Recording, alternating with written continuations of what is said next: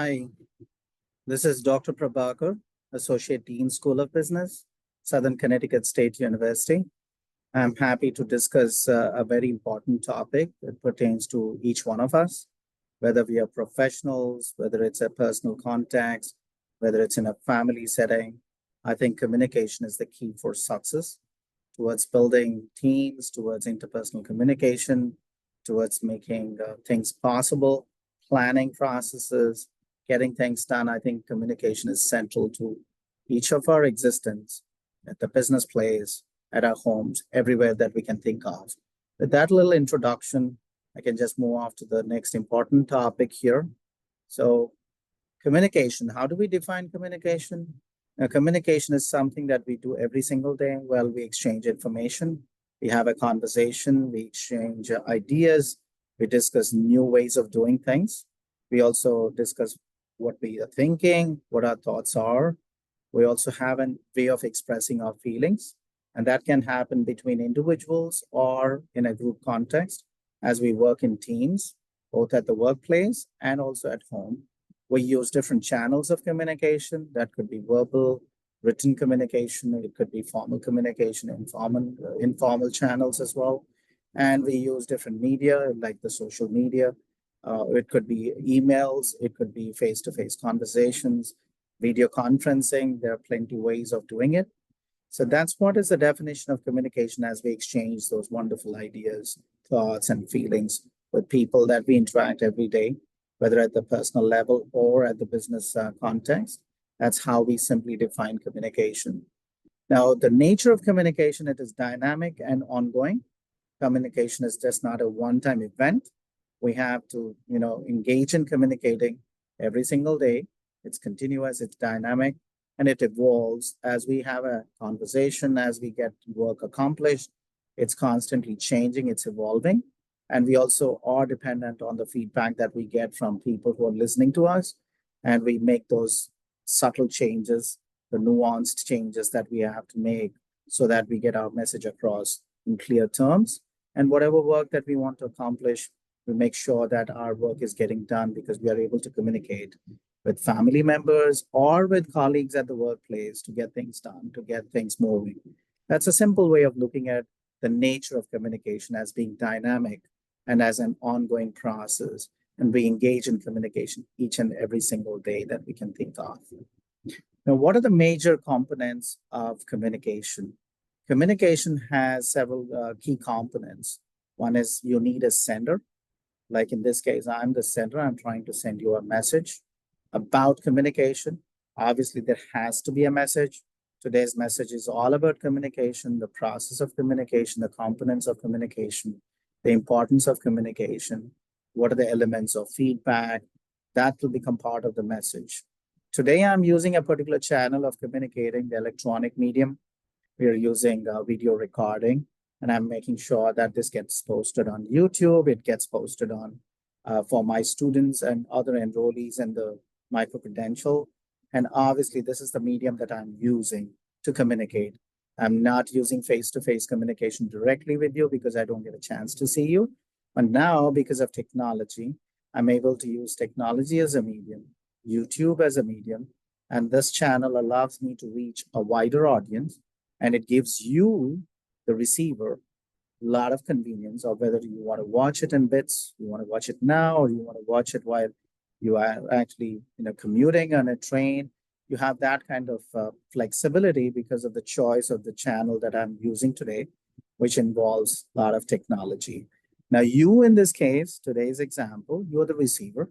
And obviously, as a sender, my perception and my ability to encode my message is as important as your perception, your ability to decode the message because you are the receiver. Now, communication itself is a complex process because there are two different people involved, maybe multiple people involved. I'm the sender, and I might have a bunch of enrollees in this class or in the micro-credential that they're registered for receiving that message. So me, the sender, have my own perception. I have my own experiences, my own credentials that affect the kind of encoding of the message. You as the receiver, you're very unique, you're special in your own way. And obviously you're being affected by your perception, your past experiences, your learning, the way you decode the message that you're actually listening to me from. Now, another important element of communication is feedback. So when you listen to my message, you as a receiver have to let me know some way that you are able to understand what I'm trying to communicate to you. That feedback is extremely important to me to figure out, are there improvements that I have to make while I send messages in the future to you? So obviously feedback is closing the loop. So there's a sender, there's a message, and the message is encoded in a language that is familiar to me. I pick and choose a channel of communication. In this case, I'm using technology as a medium. You as a receiver, you interpret it based on your perception and your past experiences. And then you give me that important feedback based on which I can make those refinements and changes with what you're expecting, and whether I have to give you a clarification, I should answer some of your questions. That is possible only when there is feedback. So feedback actually closes the loop, which has started off from sender, message, choice of a medium, you as a receiver, and you're giving me that feedback, which helps me understand whether you've got the message correct, or should I give you more information and make it even more clear, or should I give you more specific details that you're asking for, or if I'm answering your questions that are very pertinent to our conversation here. And there is also another element called noise. Any interference that affects the clarity of the message, say, suppose I have background noise, ambient noise here, that could be noise, which is external. There could be a distraction. Somebody from my family comes and talks to me right now. That's like a distraction. I look at them rather than look at the camera. So that's a distraction. Sometimes I have too many thoughts and I have a lot of problems trying to say what is more important. There is noise in the processing in my brain, in my mind, the way I interpret a message. That could be internal noise. So noise actually affects the clarity of the message. It's important for you to prepare any message, do your homework, look at the factual data, information that is at your disposal before you compose the message. You start talking or you start writing an email so that you try to reduce the interference, you try to reduce the noise as much as possible, and the message retains its clarity. That's very important for you to understand. You need preparation, you need the information, you need a rough draft, you need to understand what you want to say. Think before you say something because you don't want some noise in the process of communication. As I did mention here, there is a sender and there is a receiver. In the communication process, the sender is the originator of the message. In this case, it's me. Then there is a receiver who would be an individual like you or a group of members who are enrolled in this class who have the ability to interpret and respond to the message that I'm sending across to them. So you've got to pay attention to what is being said, try to focus because listening is a very important communication skill. Pay attention, understand the message, and if you have some questions, please ask because feedback is important to close the loop of communication. Similarly, if you go for an interview, you have to pay attention to the questions, understand what the message is from the sender.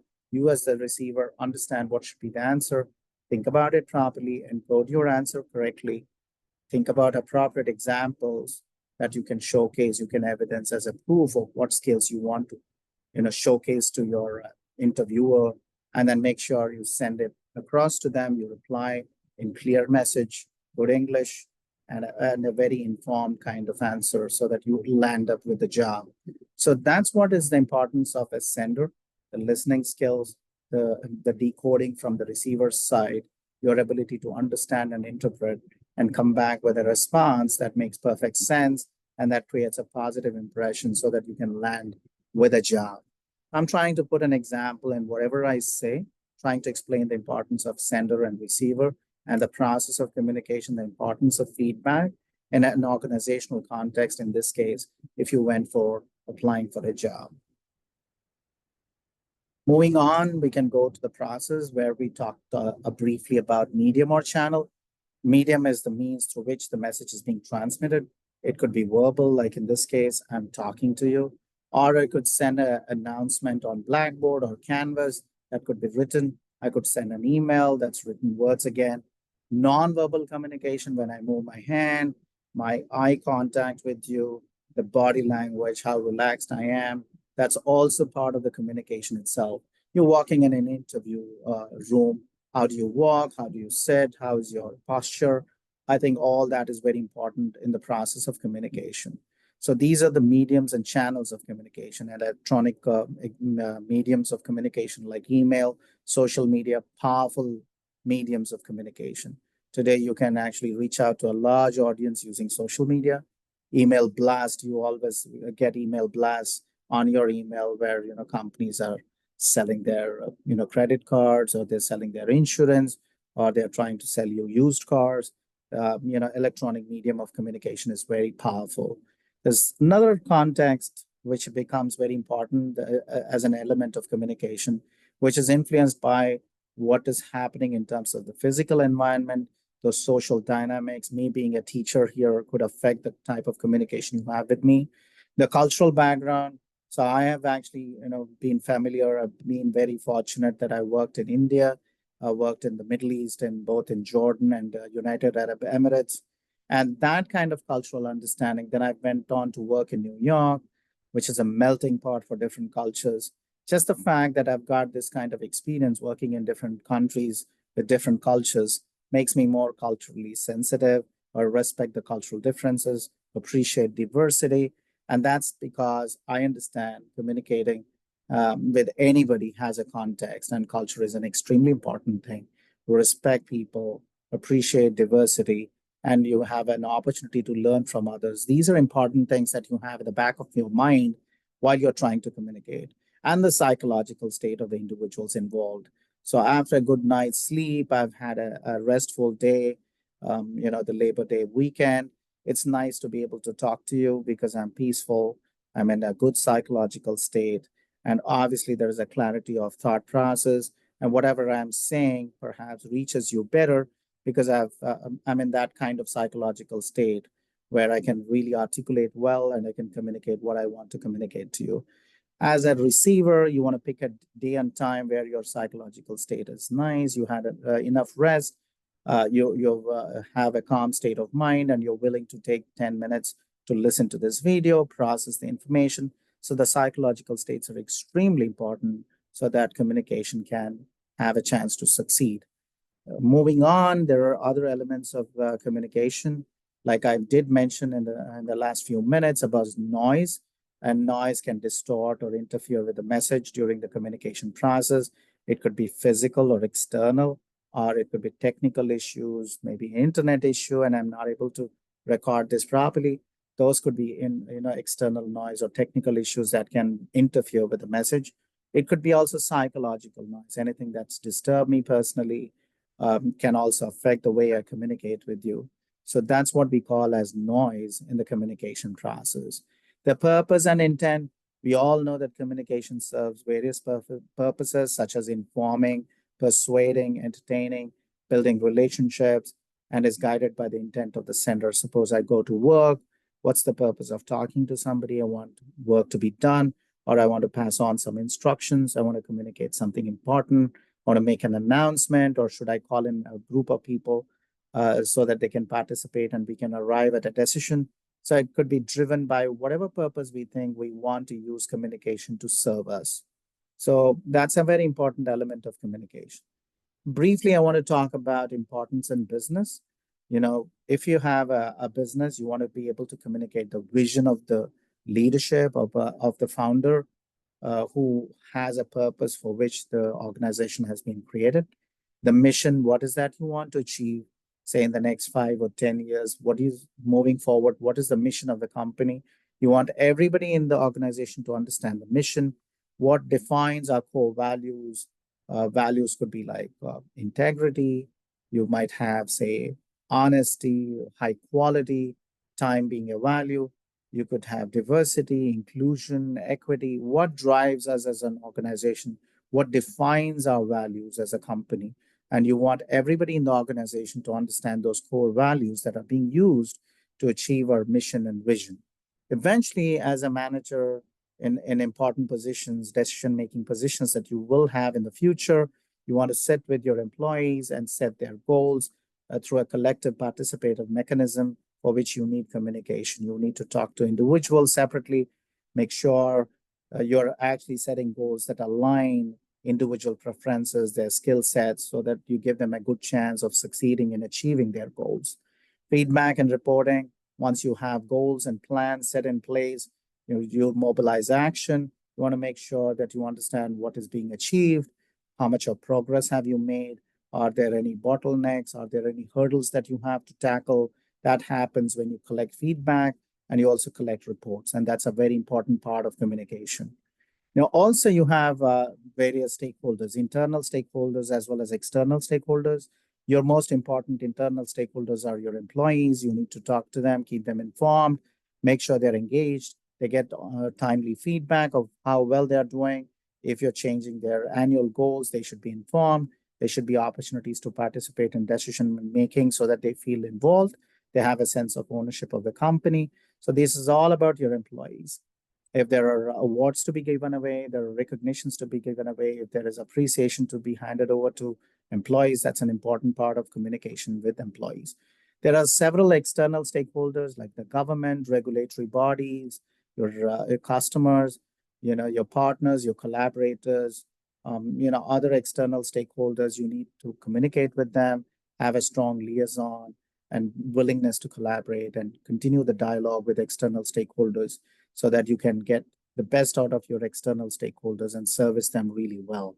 Your internal day-to-day operations require a lot of communication, both downward communication as decision-making is passed on, as planning gets, broken down from the top level to middle level management and the lower level management. You have upward communication where feedback is sought and reports are actually shared. You also have a lateral communication at the same level where you have coordination with other departments and you're not working in silos. You're making sure everyone understands what each of your departments are doing. So there's plenty of communication for managing day-to-day operations internally within an organization. So I gave you a brief outlook of where and what communication plays as a role in making sure businesses are run successfully. Thank you, and I hope this has been helpful. If you have questions, please keep them coming. I'm more than happy to help and make sure that you actually are able to learn the importance of communication. And you can also make sure that you can actually learn